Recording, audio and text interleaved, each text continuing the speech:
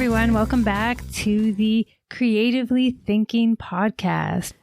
Join Carolyn Botello as she uncovers the inspirations behind some incredibly creative minds that are orbiting our local communities.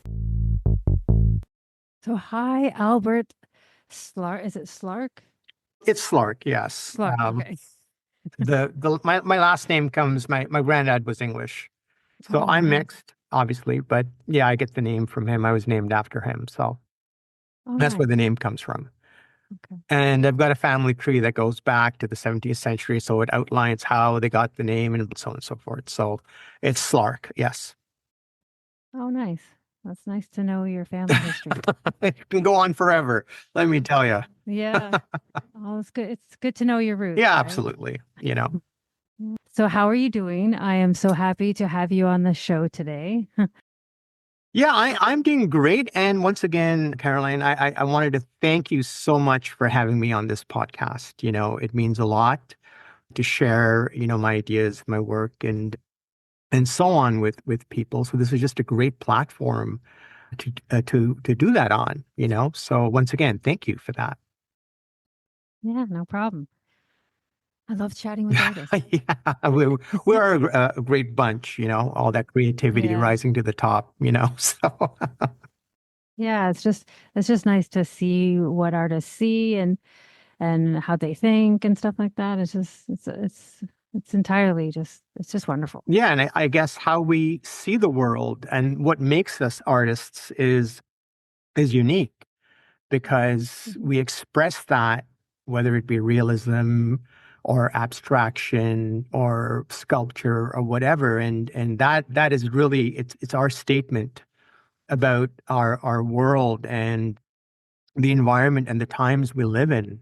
So I think art has always been, a vehicle for communication in its various myriad forms of style and periods and so on, right? So, yeah, absolutely. Mm-hmm. I found you online and I just had to have you for an interview. Your award-winning art is stunning portraiture that began as superheroes you would illustrate as a child, that developed into commercial ads, posters, and then they progressed into paperback illustrations and celebrity portraits on United States Postal Service stamps. I like to ask every artist how they decided on this as a career path when they were first beginning. Was it what you could do with your hands, your emotional insights, the mediums, or something else? For me, I was drawing and doodling as far back as I can remember. I think it started at age 4 or 5, I learned how to read by reading comic books. And I'd see my uncles and my dad and whatever reading books and comic books. And I started reading like Ricky Rich and Archie comics, by grade 7 and 8, my friends and classmates were reading superhero comics like Batman, Superman, Conan, Tarzan. And the cover art was just, back then, it was just spectacular, right?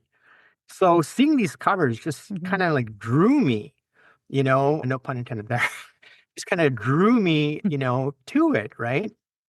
And then it was just a very natural, very organic, process.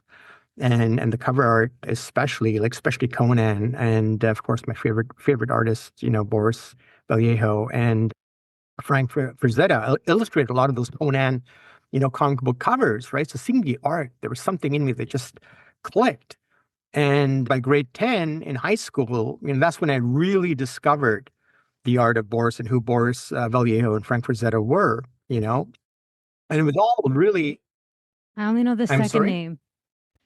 I said I only know the second name, but I don't know. That's probably because my husband's all in comic books.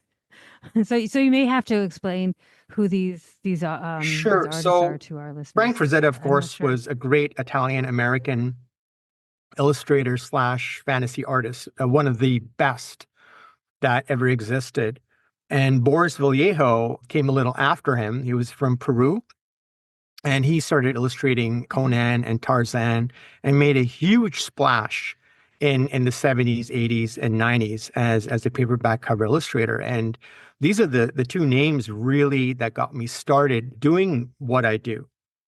So, fantasy art kind of started from these two, I mean, it existed a long time before, but these two brought it to the forefront and it became a market, and also in fine art circles too. I mean, Frazetta's paintings, sell for $6 to $7 million, you know, on auction blocks Wow. these days. Mhm. So, big, big, big names. Frazetta sadly passed away, but Boris is still around. And I was very grateful and very, thankful that I met him a few times and actually purchased some of his paintings, so which I have in my personal private collection. But anyway, I'm digressing. But how I discovered the art of Boris, his fantasy art was living in Calgary.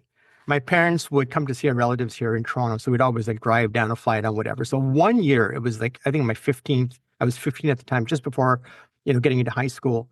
And one summer at the Silver Snail, I saw this book, The Fantasy Art of Boris Vallejo. I said, "What's this? This looks fantastic." Again, no pun intended, because it was titled The Fantastic Art of Boris Vallejo. So I opened up the book and wow, I mean, that is really the defining moment of my life. When I looked at this work, I said, my God, this is exactly how I want to paint. So I had to buy that book. And funny enough, that summer, I was gifted a box of oil paints by my aunt. I guess my parents told them that I was sort of interested in art and I was always drawing and stuff like that. And this really propelled me to the next level of where I wanted to take my art. Because prior to that, I was just like drawing and working with watercolor. So I'd never really painted in oil. So having a set of oil paints and in high school and having the work of Frank Frazetta and Boris Vallejo, this was the impetus to really, start developing and growing and getting into painting. And of course, I took all the art and music electives in high school, which really helped, get into, doing what I do today. And again, just started by copying the work to the best of my ability without any formal art training. And back then in high school, I mean, like these days, their kids are taught, somewhat that they were given a foundation. But back then it was kind of like, okay, this is what I want you to do. This is what I want you to do some drawing, do some painting, do some sculpture. So by grade 10, 11 and 12, I took art every year and won some art awards as well. And at that time, I was just like drawing and painting, comic book covers and comic book heroes and stuff like that. So, and then of course, I decided, I want to go to college and now the Alberta University of the Arts and major in art. So that's kind of what led to it all.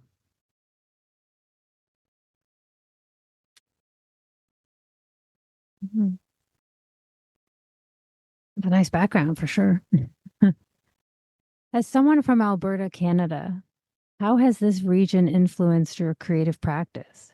Has it influenced your Well, subject, that's your funny. I mean, material, or Calgary, combination? some of the nicest people you'll ever meet. I mean, good gosh, what can I say about them? I mean, Calgarians and our Stampede and the Stampede breakfasts and the chuck wagon races, and good gosh, that's Calgary.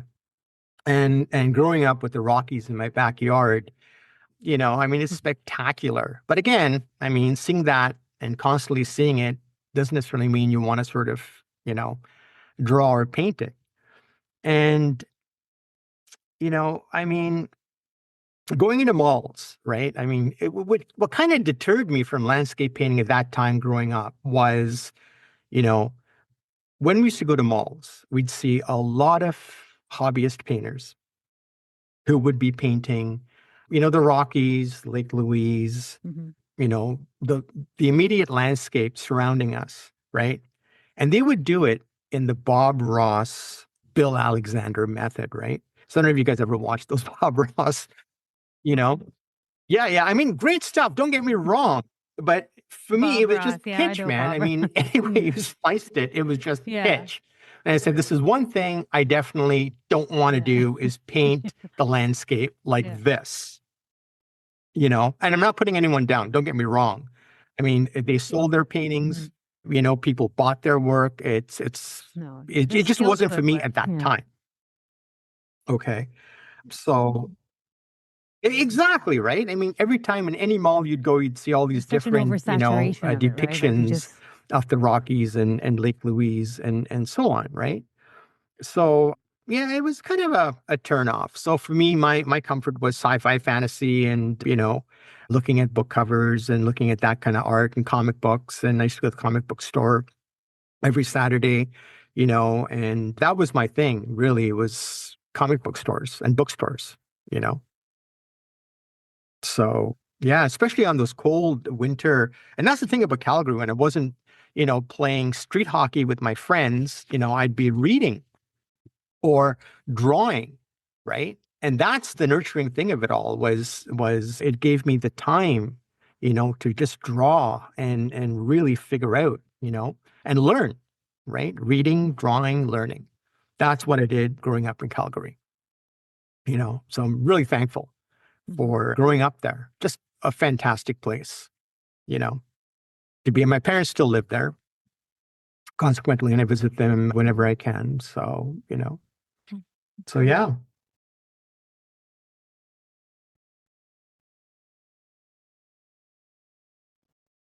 You were interested in superheroes as a youth. Did you ever consider developing your own stories with your own character designs? How did you discover your passion for portraiture, or for Um, portraying realistic for imagery? me, like comic book art had its limits, and I knew that. I mean, it could only take me so far, right? I mean, I was no genius comic book draftsman or anything like that. I mean, there was another guy in grade 10 with me, and he could draw like nobody's business, and it came very naturally to him. And he shared a lot of what he knew, and we went back and forth. But for me, I was just enamored with paint and illustrations on book covers, right? So, so it just naturally kind of went in that direction of painting and drawn to those color, compositions and the imagery on those fantasy book cover, on those fantasy books, right? And going to comic book conventions too, I would see how some of these comic book artists, like for instance, one really famous artist in Calgary was Todd McFarlane. I'm not sure if you remember the name, like Spawn and so on. And just watching him draw what he could do in 5 minutes, I said, you know what? Yeah, This guy yeah, is I like remember he's a Todd. genius. It's brilliant, you know. So I realized very quickly that's not for me. I would have to be so good, though I could always draw and draw well, but I realized going into that field, you know, not for me. For me, it's painting and, kind of following in the Mhm. footsteps of my heroes like Frank Frazetta and again, Boris Vallejo. And that's really what I wanted to do was paint book covers, you know, which led me to go to the Alberta University of Arts, and Mhm. sort of seek after their commercial art program. I was in their visual communications program. And I took also a year of fine art. And, so I kind of graduated as a graphic designer slash illustrator, more heavily bent on graphic design and designing logos. And back then, this is before the computer age, right? Late 80s, So you didn't have computers. So I had to learn typography and learn, drawing. And they'd have models and they'd have a lot of graphic design, right? They had one semester of illustration Mhm. where I got to dabble in doing basically what I wanted to do, and which was again, fantasy art and coming out with my own compositions and stuff like that. So kind of gave me, the kind of background, sort of like kind of like the training I needed before deciding after I graduated to move to Toronto because here, this is where all the publishers are. This is where the art hub here in Montreal, of course, is the heart hub of Canada, and I knew I had to move because Calgary, as great as it is, didn't have the same art vibe, didn't Mhm. have the same, the publishers and whatnot. It was mostly, design firms and so on and so forth. And I had a few galleries, and again, landscape-based galleries. So I knew for me, moving to Toronto was this is where I had to be to seek to get into book cover art and to get into publishing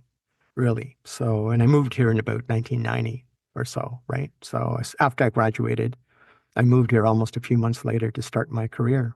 Mhm. Oh, for sure, for sure. And New York being Yeah, so there's multiple close, right? I places mean, in there was a Ontario. time when I used to drive there, Mm. 4 or 5 times a month sometimes, or Yeah. fly there, right? Because of my work. So I'm glad I moved here when I did, you know. Hmm. Hmm.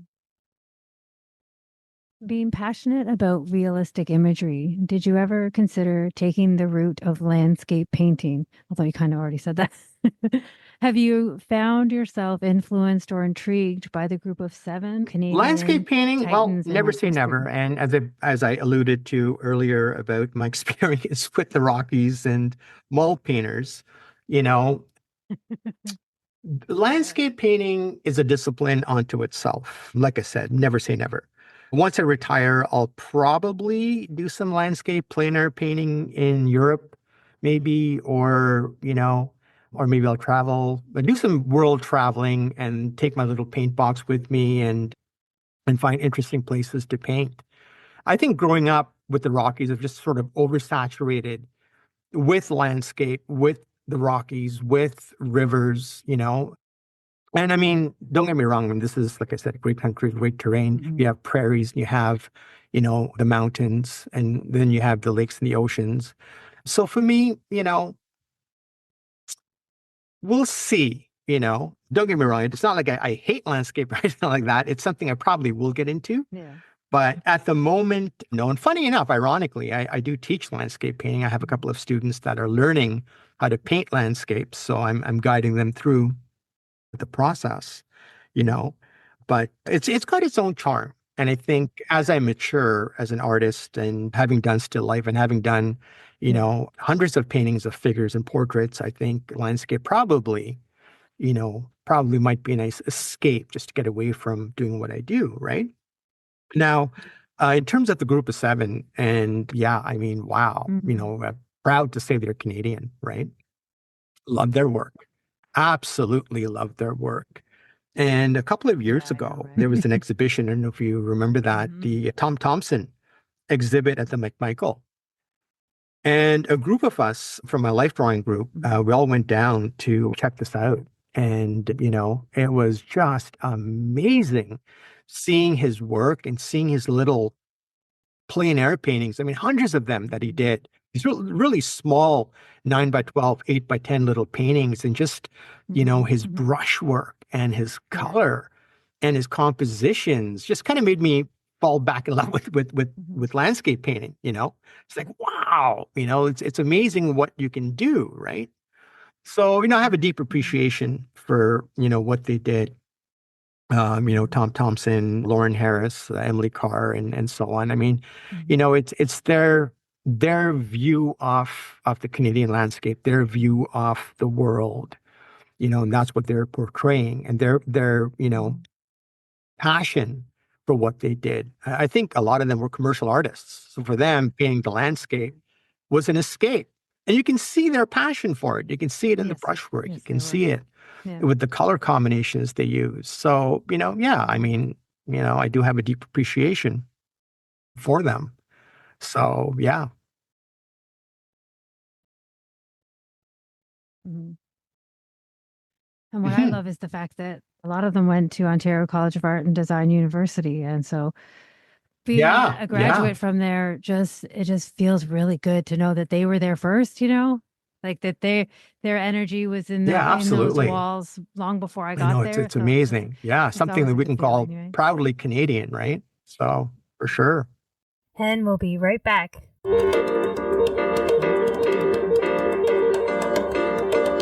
With the many awards you have received over the years, has this humbled you or has it inspired you to want to teach others to be able to draw and or paint in a similar fashion?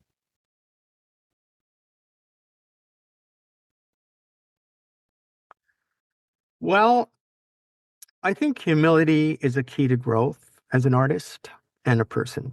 I still have a lot to learn. So, as I mentioned earlier, I started a life drawing group some years ago. We meet every Thursday to draw and paint from life. And the reason why I started that group is in spite of all the awards and all the acclaim, for me, I want to grow as an artist. I want to get better at my craft, you know? Just because you win something doesn't necessarily mean, you're all that. To really get good, you've got to hone your skills. For me, honing those skills is painting and drawing from life as much as I can. So I kind of equate that to a musician who'll play in his basement and play like a master. But if you can't play in front of people, Mhm. what's the point, right? So the same thing with life drawing, right? I mean, yeah, you can trace or you can draw from a photo and call yourself great, but if you can't paint from what's in front of you or draw from what's in front of you, then you kind of question where you're at, right? And for me, really, it was my teachers, Stephen Assal, Max Ginsberg, Dorian Vallejo, son of Boris Vallejo, who actually became very good friends with, who's an amazing portrait painter down south. And these are the people that sort of encouraged me, nourished me to sort of draw and paint from life and seeing how humble they are, considering their paintings, sell for like $100,000 plus. They're represented by some of the best galleries in New York with the Forum Gallery and seeing how they are, you know, kind of inspired me to sort of follow in that example of greatness, so to speak. I mean, these guys are brilliant, brilliant, brilliant artists, and I figure like, who am I? I'm, I'm nothing compared to these guys, right? So, my daily practice, of trying to better myself and trying to get good, of painting from life is really one way of learning, one way of staying humble, one way of seeing my teachers and people that inspire me the same way they're still learning and growing and inspiring that attitude in me. So yeah, learning and taking workshops. I used to travel to New York a lot to take workshops with Max and Steve, and my friend Dorian would put us up, and he'd hire models, and we'd paint and sort of feed off each other. And it's always good to have people better than you and people not so good as you, and then you kind of gauge where you're at.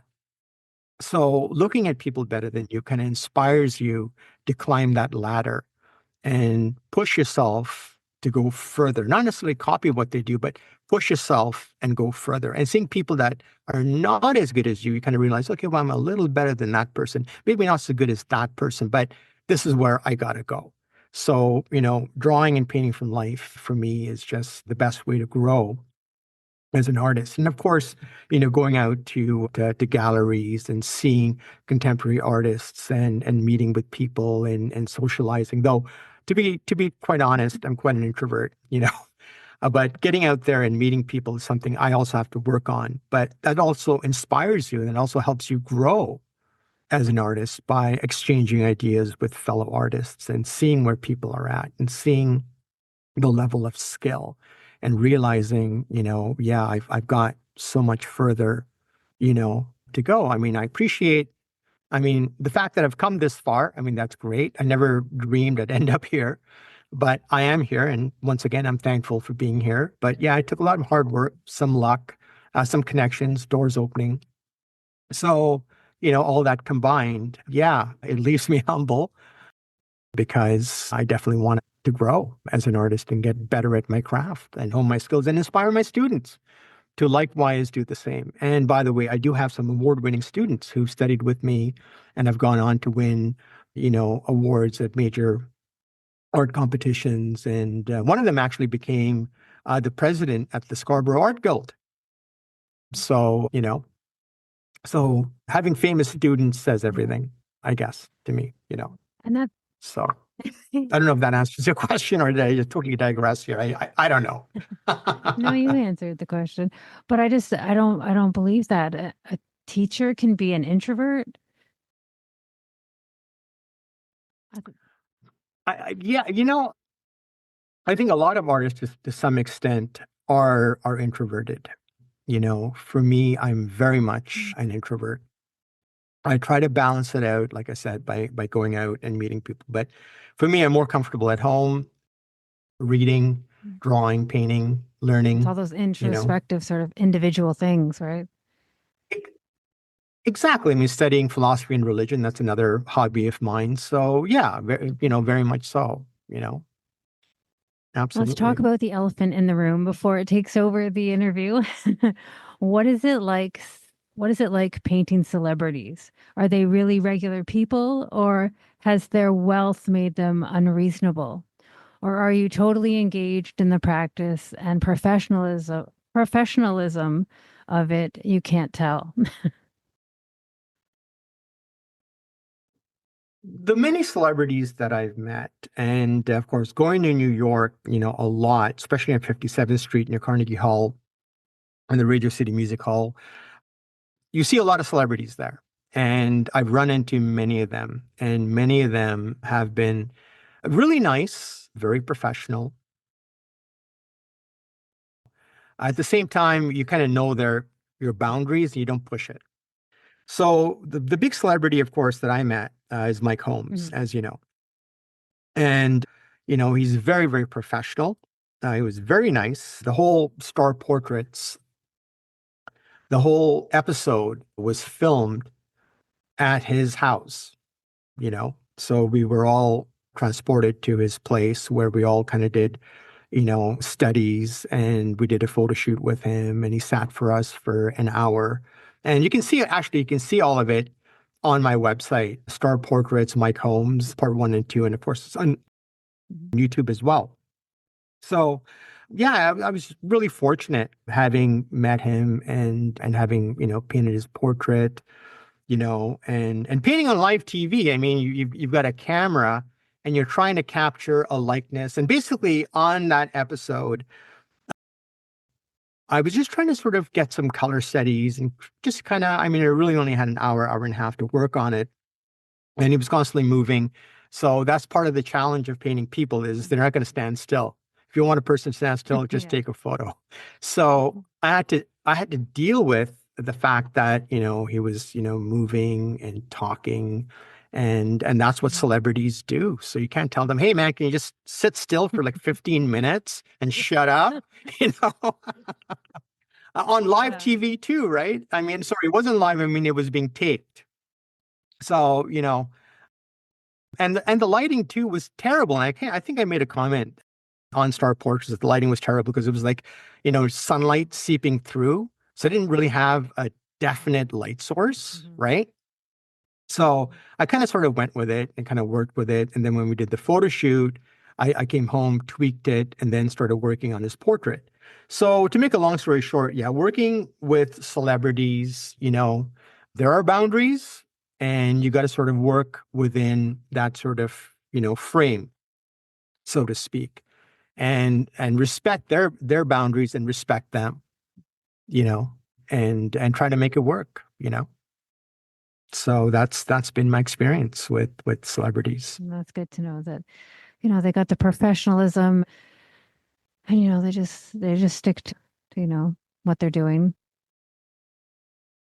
Yeah, exactly. And again, I mean, with being famous and all the fans and all the adulation and so on, I mean, after a while, it just gets to them, right? So yeah, again, you have to respect that, and realize this is who they are. Give them their space, let them do their thing, and leave it at that, right?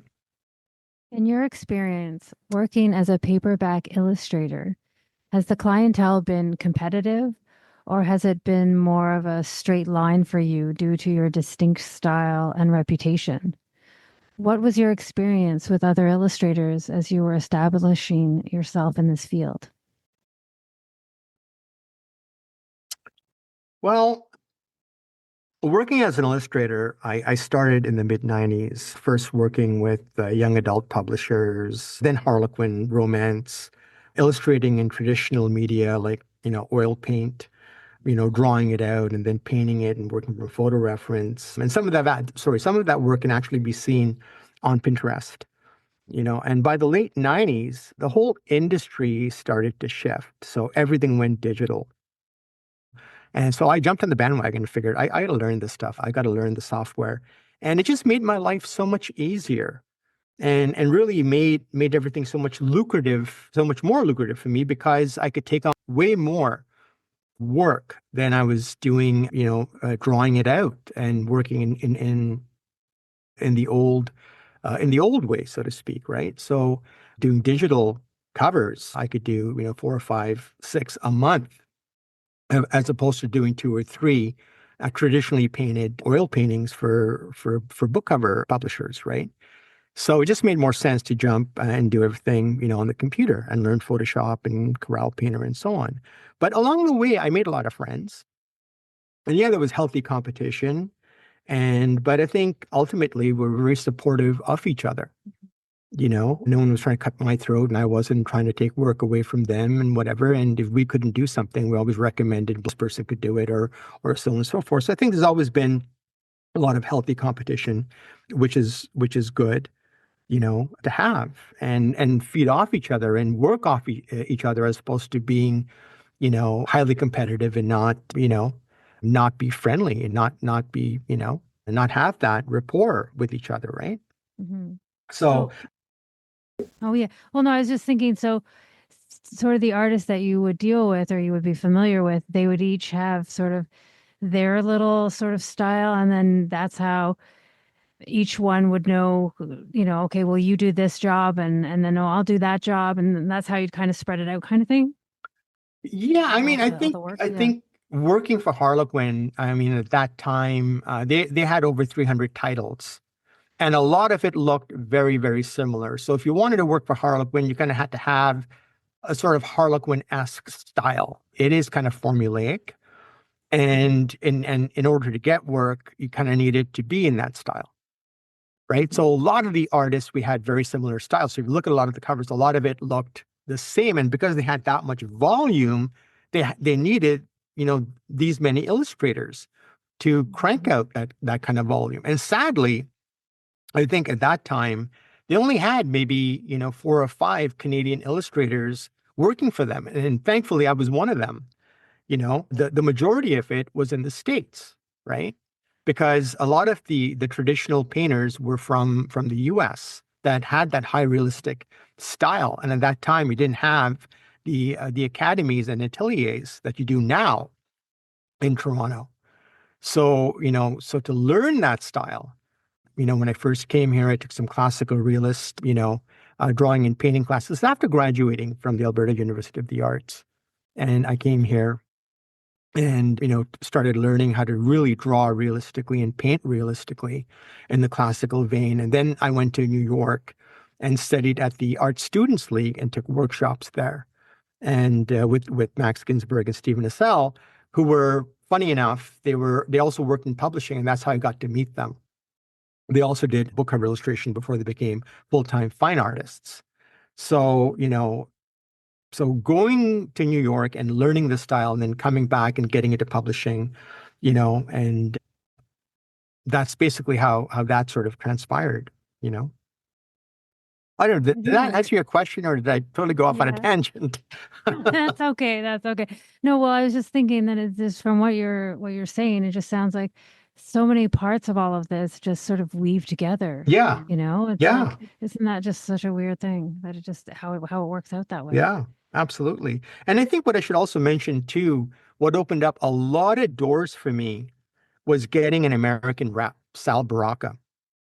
Mhm. And how that happened was I was in a book. I used to publish a page in various source books.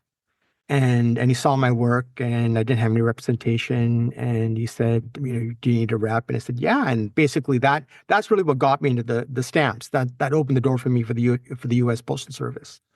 And that got me into some American publishing companies like Kensington Publishing and Avon and various other big publishers. So having a good rep can open up a lot of doors for you. Mhm. So highly recommend that for people starting out if you can get in with a good agency. So so yeah.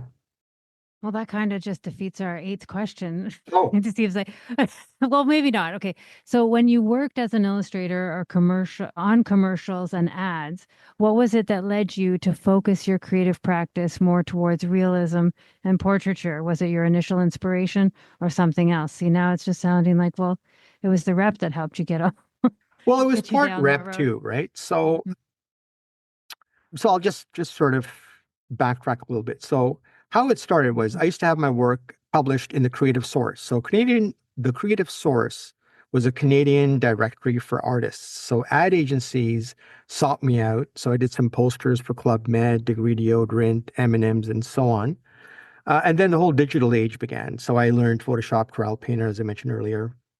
And then once I got into publishing, I didn't take on as much commercial work. So I focused on, the book cover art, which is all about people on the cover.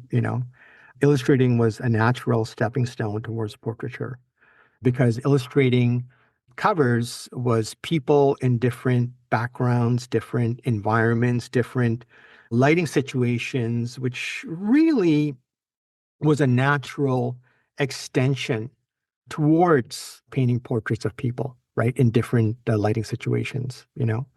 Like, for instance, Marian Anderson, the stamp of Marian Anderson, I got a black and white photo from the USPS.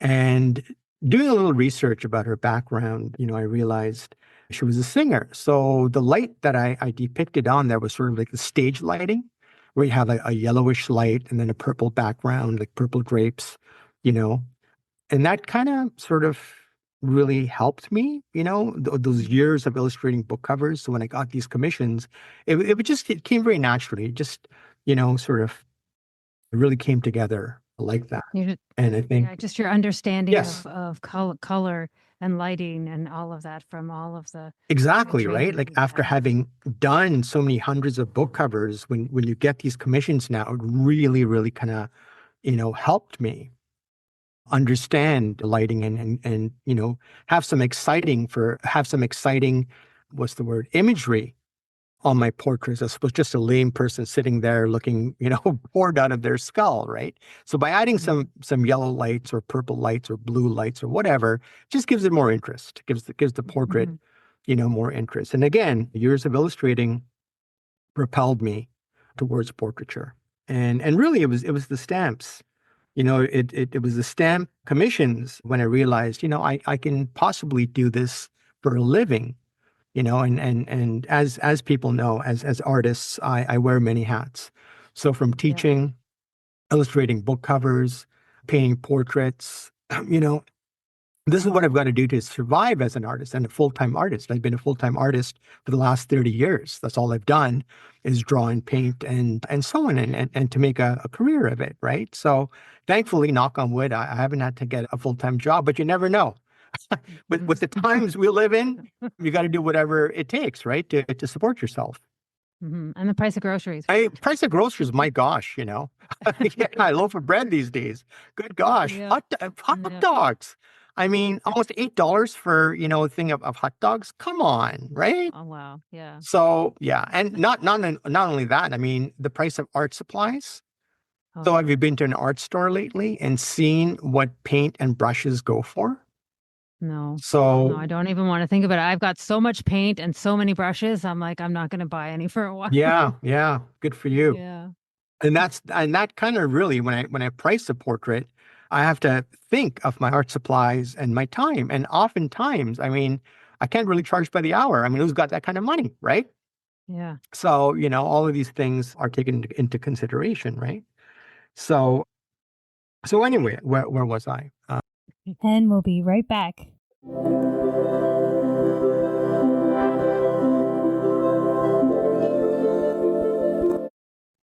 With the question about publishing and fine art. So, portraiture, illustration was a natural extension towards portraiture. And things kind of thinned out in the industry towards the mid 2000s Hmm. when a lot of the art directors figured they could sort of eliminate the illustrator. And because, again, Photoshop was a double-edged sword.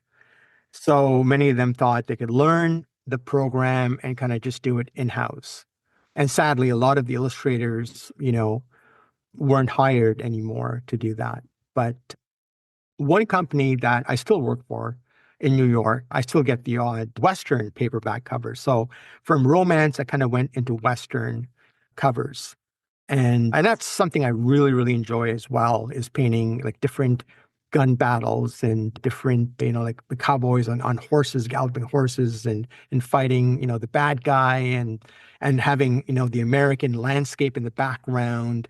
It just adds a lot of excitement. That's something I really, really enjoy doing. And I'm really thankful that the art director that I work with for Kensington Publishing is just one of the coolest guys you could work with, because I guess this is going to bleed into question 9, I You think, have right? created over 600 books.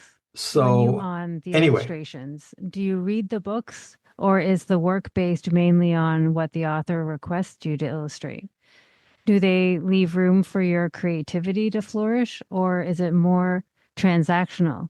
Is the illustration field very strict, or is there fluidity depending on the director or the firm you are working for?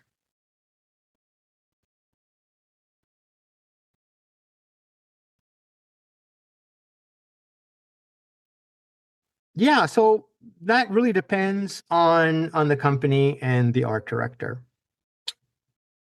So for instance, working with Harlequin, I would get a 5, sometimes 10-page synopsis, which broke down, the scene, the characters, what they were wearing. Is it going to be the usual clinch, or is it going to be super passionate, or maybe scaled down the passion on the cover? So it definitely had its restrictions Mhm. in that, I mean, the covers did get quite heavily art directed. Understandably so, because it's a product. It's got to sell. It's got, a big name author on it. So it's her reputation as well. So yeah, there's a lot of confines in working in commercial art like that. And you've got to work with different personalities. And some of the art directors can be extremely pleasant to work with, and some can be, well, a little more managerial. Restrained? So it can be a little, your creativity can be, a little, what's the word? Restrained. Thank you. It can be a little, constricting. And that just goes without saying, like anything. They sign my paycheck. So when they say jump, I gotta say how high, right? As a professional in the industry, these are the people that are paying you. So Yeah. yeah, And you, you've got to play by their rules. yeah. And then you just hope Unlike a someone fine buys it. artist where you do your own thing and you don't have any money for months on end because no one's buying your paintings. So, so as a commercial artist, yeah, as a professional in the industry, working with people, working with art directors, you've got to give them their thing, let them do their thing, and you do your thing. Be in the middle somewhere and create the art, right? So, and as I mentioned earlier, working with another publisher, it's the total opposite. Where this guy is so cool, he said, "Man, Al, just do your thing, man. Just don't bother me. Just do your thing." And I'd have a 1-page synopsis of what the characters are doing. And the scene is a typical gun battle, and you've got like Wyoming in the background, and it's a sunset, and that's it. And then from there, I would do 3 sketches, like all on the computer in Photoshop, and send it to him. They'd pick one, and then I'd finish it. So, and that's really, really, really easy, really easy job working like that. And I think for me, having that kind of freedom, I think it says it all on the cover, where you're not you really try things, you push your boundaries, and more often than not, it's a great piece of art which sells the product, and then you get another job. So that's basically how it works. So I've worked with very confining art directors, very restrictive art directors, and I've worked with some that are Yeah, because really, they really know your cool, that work, are so really they're do familiar your with it. thing, Yeah, yeah. very, very free with what you can do on a cover, you know? So, yeah, exactly. And they're very comfortable working with you. And that's part of it too, is your reputation, how long Yeah. you've worked in Yeah, the because it is industry, a how job, really, comfortable you right? are, So, how comfortable they are with you, and you do your thing, right? mhm. So, you know, Yeah, exactly. well, this is it. I mean, if in the industry, if they're signing your paycheck, well, then there are some rules, as to how far you can push it, right? And that's the whole thing. Working for anything, for anyone who's signing a paycheck, there Mhm. are, rules and there are Exactly. restrictions and basically if you want to do it, then you got to abide by those rules, right? You know? So yeah, and you kind of got to sort of define, okay, so this is my art. This is what I want to do on my own time. No one's going to tell me what to do. And that's in the realm of my own paintings, my own fine art that I do.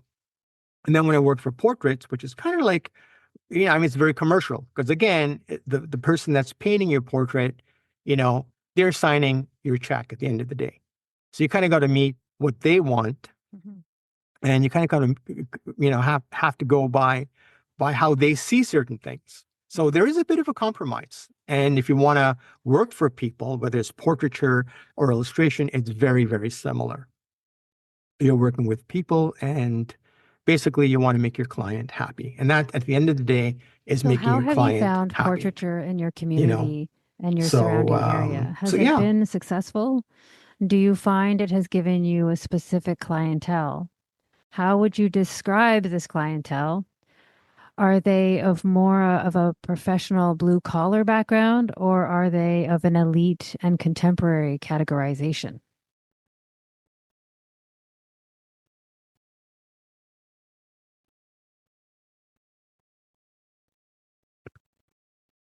Well, I get commissions from all walks of life, right?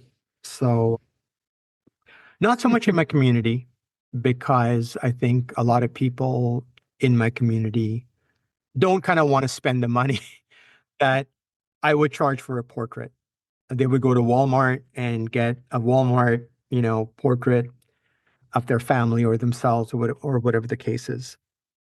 Right. But the commissions I get basically are from all walks of life, everyday people. As you can see on my website, people who wanted their daughter's communion to be commemorated, Mhm. or maybe their father who passed away, they want a portrait of them to remember, or their mother, or some anniversary, you know.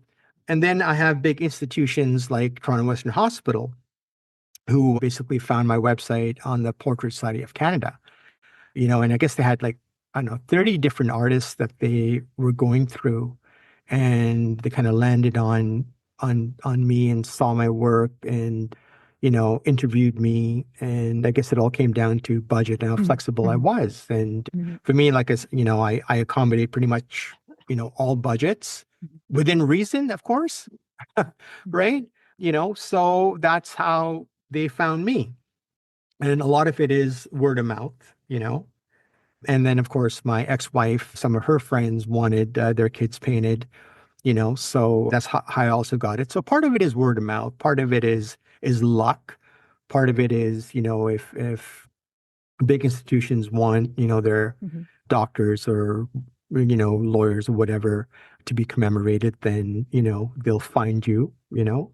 And so basically that's, how I've gotten a lot of my commissions so far. And of course, I've got to be more diligent and, Mhm. really take more time in promoting myself and marketing myself. And now that I revamped my website for this year. Mhm. And now the next step is promoting it and marketing it. And that's a huge thing. And these days, with a lot of social media like Facebook, Instagram, YouTube, whatever, you've got to constantly, every day put up something new to gain Mhm. clients, to gain Mhm. patrons, to gain, followers, to, constantly do, right?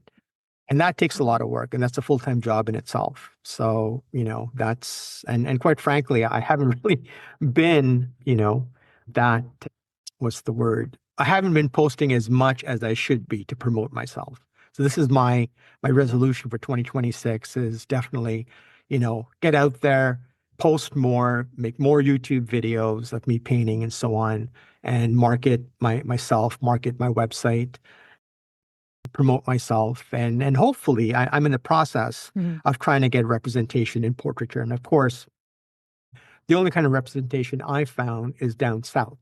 And now with Mhm. all the political and the tariffs and all the stuff going on, it's like a lot of them, no matter how good you are and all the Mhm. the acclaim and all the awards you won, if you're a Canadian these days, it can backfire.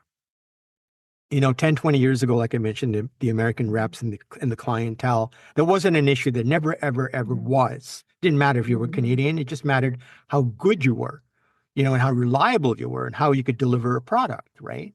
Now it's an issue because one of the reps told me, yeah, your work is, brilliant, but we got 40 artists to feed. And the fact that you're in Canada, and coming to shoot, like to do a photo shoot, of our patrons, how's that going to work? Mm-hmm. You know? So, yeah. So these are some of the replies I got back, from them. So, anyway, Mm-hmm. painting portraits, yeah, it's a passion, it's a hobby, but it's also very, very difficult to make it solely as a portrait painter. Mm-hmm. So like I said before, I've got to wear, different hats Mm-hmm. to basically survive, right? So, but gotta Well, say, I can say that. I love doing what I do. Yeah. If I had to do it all over again, I would. And yeah, Mm-hmm. I mean, yeah, I've done it for 30 years. I've realized my goals. I followed in the footsteps of my heroes like Boris and Frazetta, Mm-hmm. and did what I set out to do when I left Calgary at the age of 24 and never looked back, and moved here and, Mm-hmm. started a life. And thankfully, it's been a fantastic path. It's been a fantastic Mm-hmm. journey. Yeah. To do just picture this, do what you love doing day in and day out and get paid for it. Wow. Again, going back to being thankful again. Yeah, Mm-hmm. I'm It thankful. is wonderful to agree. And, It really is. Hmm. yeah, Well, what else actually, can our I interview say, is done, but I did have a couple other questions. I didn't really technically Yes, come up with them. I absolutely. didn't write them out or anything, but I just thought of them while we were chatting. And when you said you worked for Harlequin, Sure, sure. one of my teachers was one of the artists that worked with Harlequin. I don't know if you remember Bob Biddle.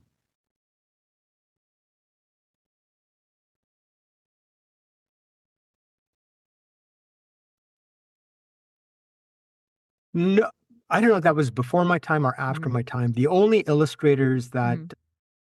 that I knew when I got in the mid 90s, mid to late 90s was Will Davies, Greg Rule, Mm-hmm. and Tony Mears. Oh, it probably would have been after. Yeah. These are the only three that I knew who worked in Toronto at that time.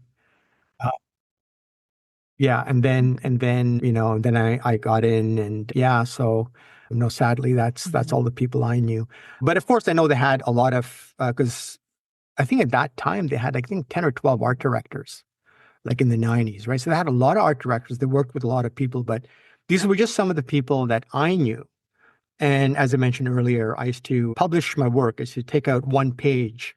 At that time, I think it cost like 12 or $1,500 in the Creative Source every year.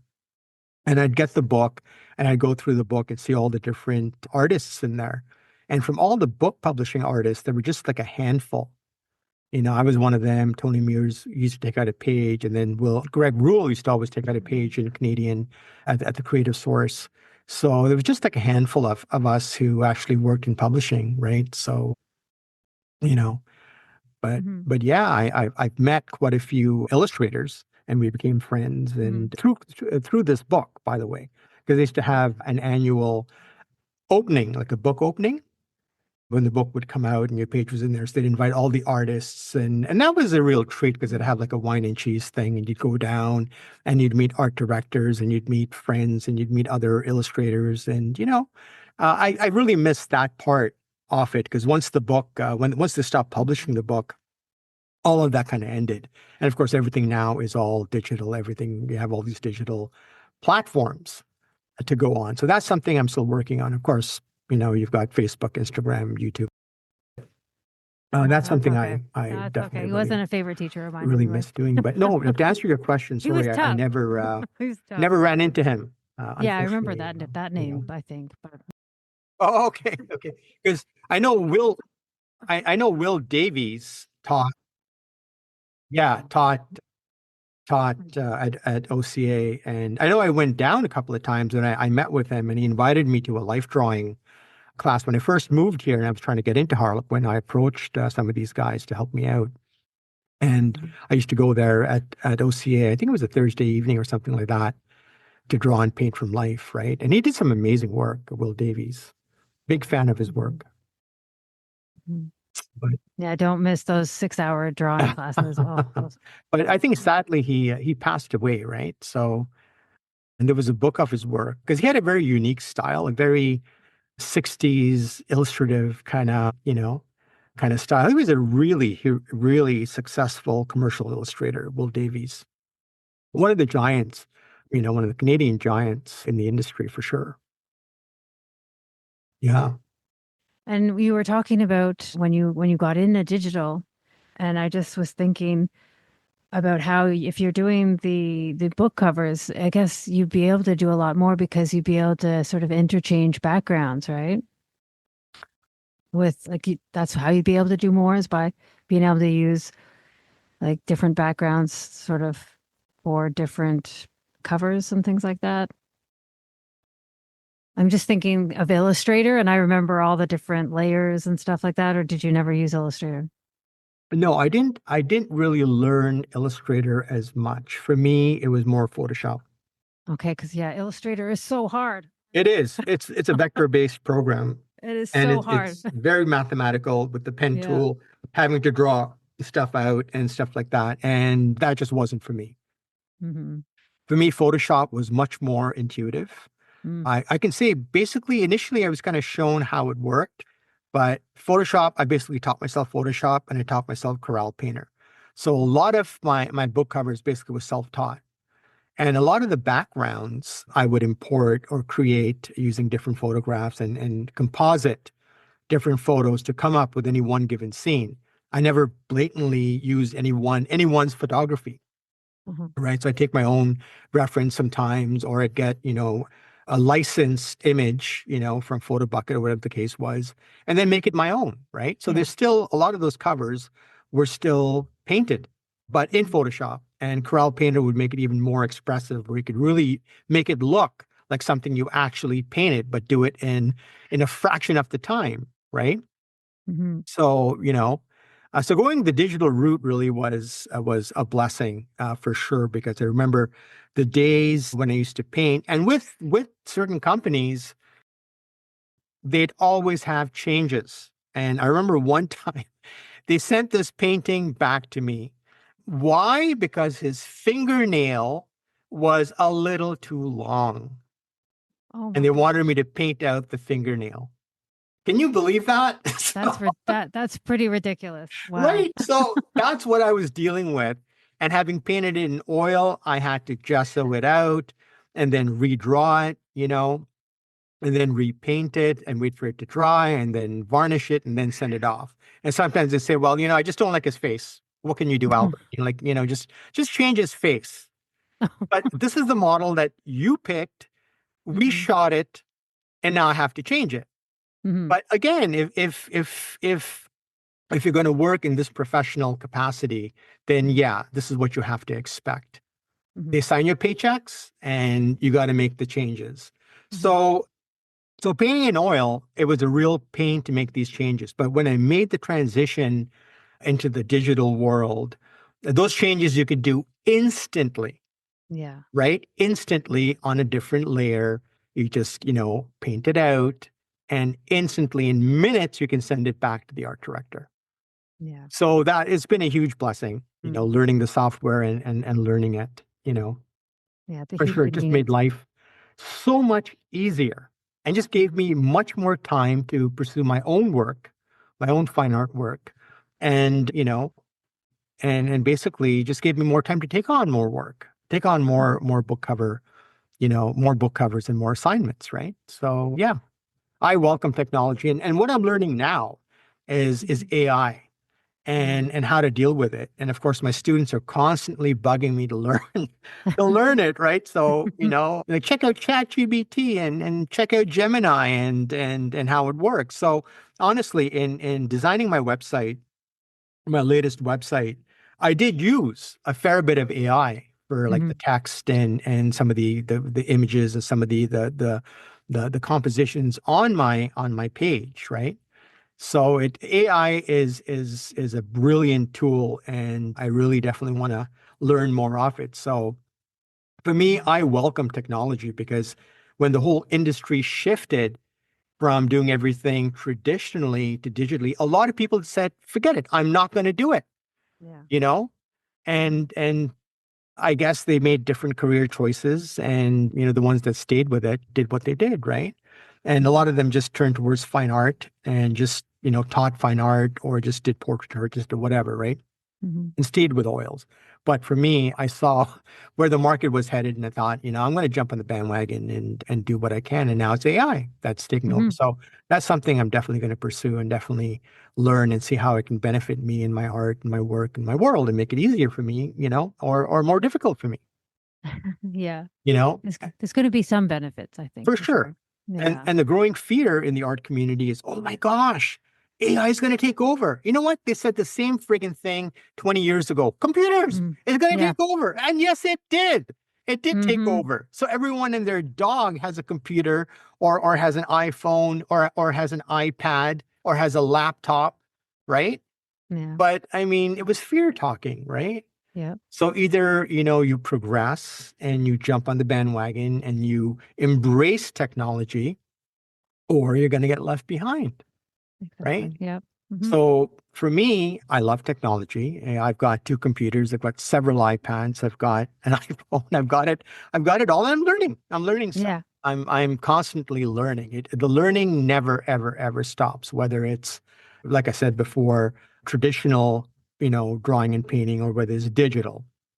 I'm Mhm. always learning new things. And back to one of your questions about being humble. Well, you know what? If you know it all, then you're not humble, Mhm. right? So if you want to learn and you want to grow as a person and as an artist, well, I think you need some sort of humility to learn and grow as a human Mhm. being and as an artist. So, that's where that is. Mhm. Yeah, it's good to be always learning and always thinking and just, helping your brain grow and helping, just keeping your body and your mind focused and just energized and just, because if you don't, then what's going to happen? Then you're just, it's going to go the other way and that's not healthy either. Yeah, it just kind of, you just kind of stagnate, Yeah. right? Hmm. And that's the last thing I want to do. I want to stay fresh and I want to, see what's around me and be relevant as opposed to Hmm. just be a dinosaur stuck in my studio, Yeah. comfortable in my little world, right? So, and Mhm. oftentimes I've actually experienced, I've seen it firsthand what that does, to people.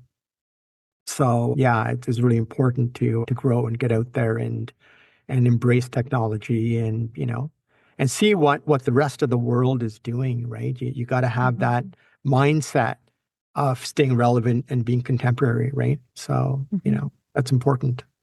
Yeah. Well, thank you, Albert, for being on the show today. We have actually reached the end of our questions for your interview. It was very engaging to learn about your creative practice, and I hope to speak to you in the future to see where your creativity takes you. Absolutely. And Carolyn, once again, thank you so much for having me and taking the time out of your busy schedule to have me on this podcast. And thank you so much. And hopefully we can touch base soon. Yeah. If you have anything to add, now is the time. All I can say is if you want to be an artist, you got to persevere. Hmm. You got to promote yourself. You have to believe in yourself. You have to have faith and walk the journey. I think having talent, I don't think having talent is the end all or be all of anything.